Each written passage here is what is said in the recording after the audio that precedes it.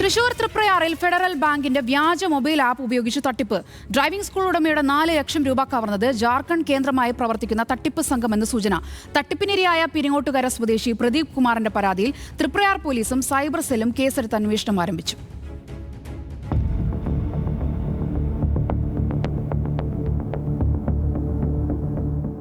തൃപ്രയാർ പെരിങ്ങോട്ടുകര സ്വദേശിയും light driving school ഉടമയുമായ Pradeep കുമാറാണ് തട്ടിപ്പിനിരയായത്.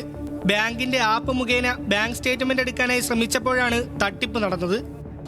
അതിൽ അപ്പോൾ ഞാൻ ഫെഡ് ബാങ്കാണ് ഓപ്പൺ ആക്കിയത്. അത് മകനാണ് ചെയ്തത്. ഓപ്പൺ ആക്കിയപ്പോൾ അതിലവർ 24 hours വെയിറ്റ് ചെയ്യാൻ പറഞ്ഞു. അപ്പോൾ അത് ക്ലോസ് ചെയ്തു. അപ്പോൾ അതിലേക്ക് അതിൻ്റെ മുമ്പ് ATM കാർഡിൻ്റെ നമ്പർ കൊടുത്തിരുന്നു. ഡീറ്റെയിൽസൊക്കെ കൊടുത്തിട്ട് 1 മാസത്തെ സ്റ്റേറ്റ്മെൻറ്റ് എടുത്തു.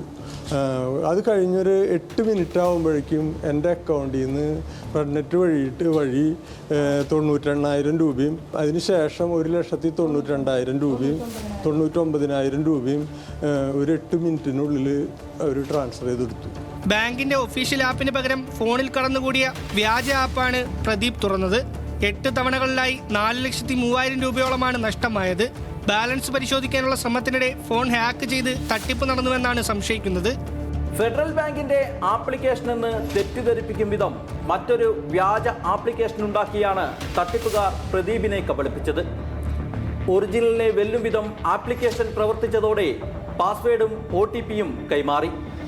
ബാങ്ക് അധികൃതർ പോലും തട്ടിപ്പ് തിരിച്ചറിയും മുൻപ് 4 ലക്ഷം രൂപ പ്രദീപിന് നഷ്ടമായി. ആദ്യ തവണ പണം നഷ്ടപ്പെട്ട ഉടനെ ഫെഡറൽ ബാങ്കിൽ നിന്ന് പ്രദീപിന് അറിയിപ്പ് ലഭിച്ചിരുന്നു. ഉടൻ ബാങ്കിലെത്തിയെങ്കിലും അക്കൗണ്ട് ഫ്രീസ് ചെയ്യാനെടുത്ത സമയം കൊണ്ട് തന്നെ ശേഷിച്ച തുക കൂടി നഷ്ടപ്പെട്ടു.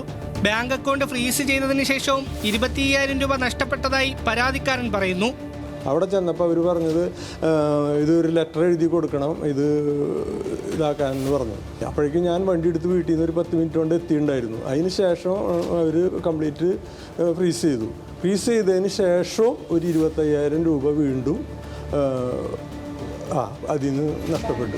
ATM കാർഡ്, ബാങ്ക് ട്രാൻസ്ഫർ എന്നിവ വഴിയാണ് മോഷ്ടാക്കൾ പണം പിൻവലിച്ചതെന്നാണ് പോലീസ് കണ്ടെത്തിയിരിക്കുന്നത്.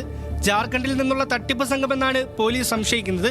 പണം നഷ്ടപ്പെട്ടതിന് ശേഷവും വിവിധ നമ്പറുകളിൽ നിന്ന് ഫോൺ മുഖേനയും വാട്സപ്പ് മുഖേനയും മോഷ്ടാക്കൾ ബാങ്ക് പ്രതിനിധി എന്ന നിലയിൽ പരാതിക്കാരനെ ബന്ധപ്പെട്ടിരുന്നു.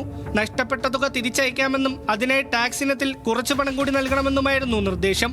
തൃപ്രയാർ പോലീസും സൈബർ സെല്ലും പ്രദീപിന്റെ പരാതിയിൽ കേസെടുത്ത് അന്വേഷണം ആരംഭിച്ചിട്ടുണ്ട്.